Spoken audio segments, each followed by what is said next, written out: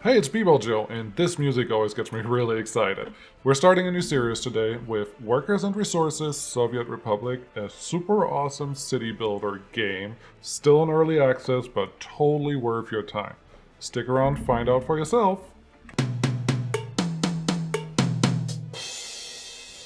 Welcome to my probably favorite game, and I hope you will enjoy it as much as I ever have. This is Workers and Resources Soviet Republic, like the big thing right here says. And I'm gonna say it may be the best city builder right now. And it's in early access. We are playing on the beta branch. I am waiting for a couple updates that are hopefully happening soon. I was waiting to start a new series on this until those updates come out, but I've been waiting over a month for that while I was streaming, and I've waited over 3 months since the last update came out. So instead of waiting any longer, I'm just going to start a new map here. Now, I haven't played this in a while, which means there will be some mistakes that I make in the beginning, but I hope we all can learn from that. So we're going to have a random map, just the normal game map. We're going to play on hard, which means money mode is hard. Citizens' reaction is hard. This is important. We have energy management for buildings and vehicles.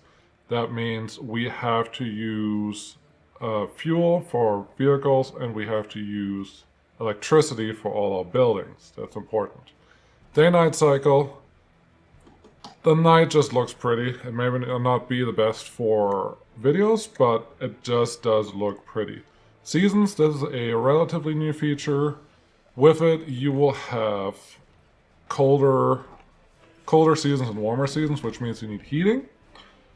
Building fires. This is relatively random. You just need fire brigades, firefighters to get this taken care of.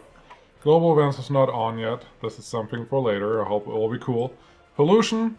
If you build your factories too close to your housing, you'll kill your people. Not good. You need people. Year of start, 1960. It's cheaper. It's a good place to start if you want to play on hard. Vehicles availability, luck according to you, pretty self-explanatory. Education, you need to teach your kids all the way up to university. And if you don't have enough university people, you don't have anyone that can run all your fancy buildings. So that's important. That's our starting setup. Here, I like a little more water. I do like hills. People don't like having hills on the map, but I find the flat maps become way too, maybe not easy, but boring. Hills give you a lot of challenge and make you change what you have to do. Terrain height goes with the amount of hills a little bit. Tree density. This one, unlike some other games, does not hurt the performance. And you need trees to be able to harvest them, and you need to harvest wood to do not everything, but a lot of stuff, and you can also sell it, so crank this up. Forest amount, very similar, same reasoning. Rivers, I like to go with 3. And then initial buildings, you can do don't build anything, build cities, or build cities and roads. I found that when I play, building cities and roads, having roads is nice, but just having cities by themselves, my game bogs down for the pathfinding, and I honestly don't enjoy expanding from their cities. So I rather build my own, which is more expensive, a lot more time intensive, but to me it's a lot more rewarding. The only thing you don't have this way is churches, which at this point is not super important. If citizens don't have religion, they're still happy and they can still do everything you need them to do. But if you want churches, if you want supply that, you either have to use mods or build the cities beforehand. We will use mods, and we will talk about those as we come along. So let's start this, and I'll meet you in the map. And here we are. I have named our new republic Novobibolsky because that seems fitting, and it took me a couple tries to get to this map. Just because I had a little much forest on it, so I reduced the amount of forest. I also reduced the amount of lakes and water, because we didn't have any border posts. Without border posts, it's really hard to get started. You can now export with ships, but ships are expensive, and we are playing on hard. So all we have is $500,000 and 1 million ruble. And that has to get us started and, you know, get things done. It's getting night. Somewhere's the sun. Over there. Sun is setting. So I will show you the new map, and then we get into our planning stage on what we want to do. Let's start with a bigger view of this. On the left, let's call this the east. No, sorry. On the left, let's call it the west, and the south, it's the Soviets. On the east, so on the right, and on the top, or northern part, it's the Western powers. Everyone there has a couple of trading posts, which is great, and we have a river that goes across the whole map, and you can export to the north, to the Western powers, and to the south, and I think also to the west, to our USSR friends. So perfect for shipping. We have some mountains in the middle, which makes it look nice. Also at the beginning, we have a bunch of patches for gravel, which will be great. So we have everything we need. Yeah. I will show you around, but really, the game, for some of you may say, looks a little outdated on the graphics. But honestly, I find the graphics are very fitting for the setting of the game, which makes it very, maybe unique in a way. It definitely makes it very charming. It feels right. Everything that this game does feels pretty right visually. If you have played this game before, you know that there are some frustration points, which I would love to address when we get to them. Like, can you build on this mountain? The answer is yes, but it takes a while. Can you build, or can you get oil out of the middle of a river? The answer is yes, but it takes a while.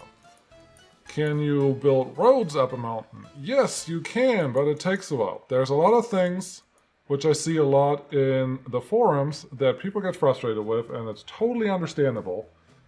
But with a little patience and a little practice and knowing a couple tricks, you can actually make this game do exactly what you want. And I would like to show that in this Let's Play, in this series. And to be fair, I have not played up to the uranium. I played with uranium, I played with nuclear power, but I didn't play on hard all the way up to uranium and nuclear power. So I would love to play this series at least up until then. At that point, we should be very self-sufficient and not worry about money anymore. But to get to that point, I'm not even sure if we're gonna make it. Just to be clear, that's my expectation. I wanna play this as far as we can. We have a very limited amount of money. There's not gonna be cheats, no cheating. The cheating menu is off limits for us, even for terraforming and other things. I say that now and I'm probably gonna regret it later, but that is the plan. No cheating, no cheat menu. If you need to know, the cheat menu is hold Control, C, H, E at the same time, and the cheat menu is on. And you can check that the cheat menu is on the left here, but we don't want that. So Control C, H, E turns the cheat menu off. With the cheat menu, you can enable some test beta versions, like they have some line spacing and some other things in there. They work, but they're a little iffy, so I don't want to play with them. You can turn on plant growth faster, but if you play on hard, you have to plan better. If you run out of trees, it's because you didn't plant them soon enough, and it takes a while for trees to grow. So be aware of that. And then obviously you can give yourself some money, you can change the date, you can do a bunch of other things. But we don't want to play with any of that. We want to play hardcore, real hard game mode. That's what we're going to do. Okay, let's look at our resources. For now, I picked out this top part of the map simply because we have some, well, easiest way to show this list. I'm looking at this mountain over here, just south. Actually, thanks autosave. Every 3 minutes there will be an autosave. There are things. If we look at this mountain over here, it's this mountain. So this guy is just your point of view. You're at the point and you're looking out this way. There's some coal at the point of the mountain and also on the southern side. There's some iron all around the mountain, and there's some iron right where I sit, and there's just a lot of iron in this area. Plus, there's some oil also reachable where we are. And a bonus, that mountain also has uranium. So technically, we can potentially make everything right here. There's not a lot of space to do it all, but everything is available. So that's where we're going to start here. Another thing that's important to me, I'll show you this. I like the border posts. Let's close our map. I like the border posts that have more than one rail line. So in this case, 3. That have more than one road connection, 3 in this case as well, and that have a power connection very close. Usually, or more often than not, I see the power connector somewhere like offset to the main border posts, and it's fine. There's nothing wrong with it. I just like everything to be more centralized and start from there. To be clear, we're going to play on hard. I'm going to play it a little bit like Cosmonaut mode. If you haven't heard of Cosmonaut mode, it's really just a way of restricting yourself to only take and only use what you can produce yourself and not rely on outside powers, which is totally what I want to do, which means we're going to start very close to this border post and work our way out. What I don't know yet is where we're going to get our gravel from. Gravel is very important, especially at the beginning of the game.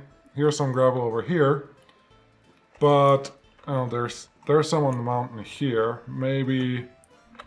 Oh, here. There's a good patch of gravel right here. That's what we want. We don't need a ton of gravel. We just need enough to start building our republic. So I will start planning. So I hope you guys join me for that. Okay. The first thing you do when you want to play the game is plan out where your base... Let's call it the base. Let's plan out your base. What is your base? The base, in my case, what I describe as the base, is where are you putting all your construction? Construction that you need is you need a warehouse where you can put, at the beginning, just mechanical components, and you could do food and other things, especially in Cosmonaut mode. Not sure if we're going to do it. Maybe. But that's what you do with the warehouse, and you need an open storage. The open storage is more important because steel, prefab panels, bricks, and boards are all components that you need for building. But there's a couple things that you cannot store. One is concrete, and one is asphalt. Asphalt is not used a lot, but you use it. And concrete is definitely used almost everywhere. In addition, you will also want gravel and gravel processing plants, but that's something that you can store in the aggregate storage facilities.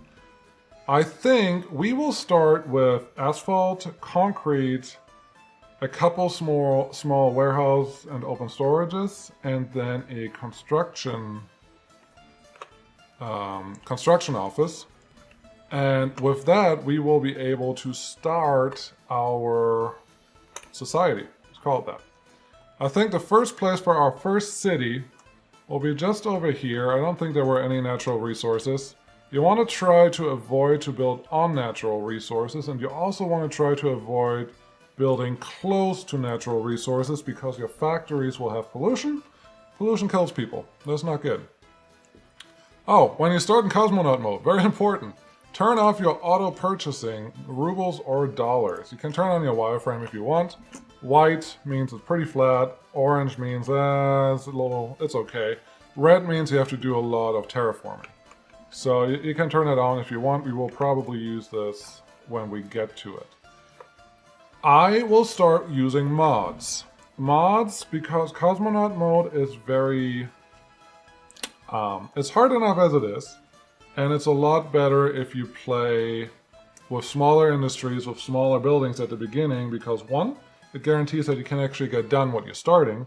2, it lets you build the smaller things that cost less money so you have more money to do other things. And in honesty, money is mostly used to import citizens. Once you have citizens, don't lose them. Don't let them die. Let them have offspring. Let them have kids. Make them go to school. Make them go to college. Make them become part of the society and let them work for you.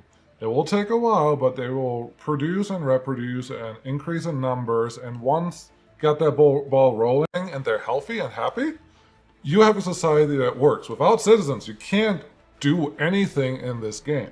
And if you prefer playing with a pre-built city that already has citizens, they won't die until you start building in the area of the city. But once you're in the area of the city, they may start running away and do other things. And that is the end of our setup. It's episode 0, just to show you how I'm going to start a map. I'll talk a little bit about what's going on. And next will be set up the industries. Come back for that. Click on the YouTube. Bye!